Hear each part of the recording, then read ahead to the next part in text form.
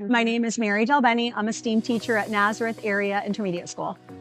My name is Valerie Wasser, and I'm also a STEAM teacher at Nazareth Intermediate School.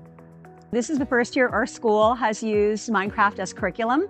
We're both STEAM teachers at an intermediate school, which are 5th and 6th graders, and it's been incredible. They were challenged to build a farm for a regional competition to get here. What we discovered is there's so much critical thinking, collaboration, and career readiness skills that comes along with building in a game like Minecraft.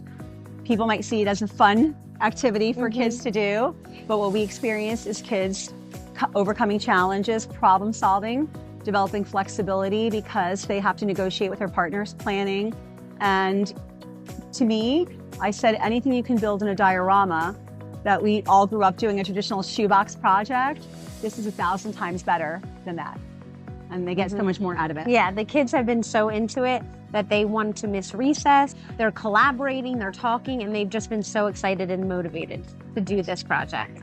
Well, in fact, once they've learned, and as teachers, we kind of tested this out, like how is this gonna work in a school setting, truly for curriculum with grades. So now our social studies teachers are using this platform to have kids build something from either like an ancient Greek world or a medieval times world. And so now they're using this in social studies curriculum in class. So it's really being transferred. They're building the skills in our room, and that's the whole point of our room, building these amazing technology skills, and then it's being pushed out to teachers so they can continue the learning in their regular ed classrooms. I know, right?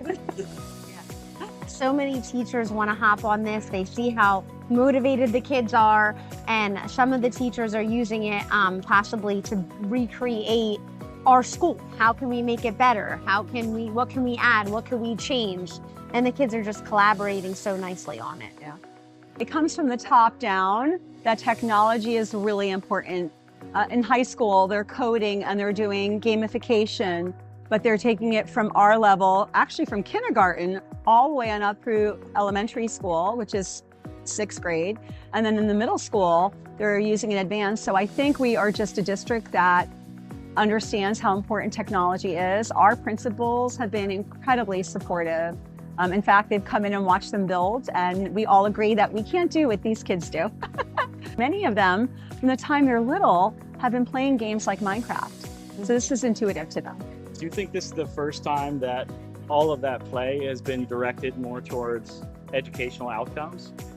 I think I was a math teacher before a STEM teacher. I think we've been trying to gamify things all along. GimKit was amazing. Look It is amazing.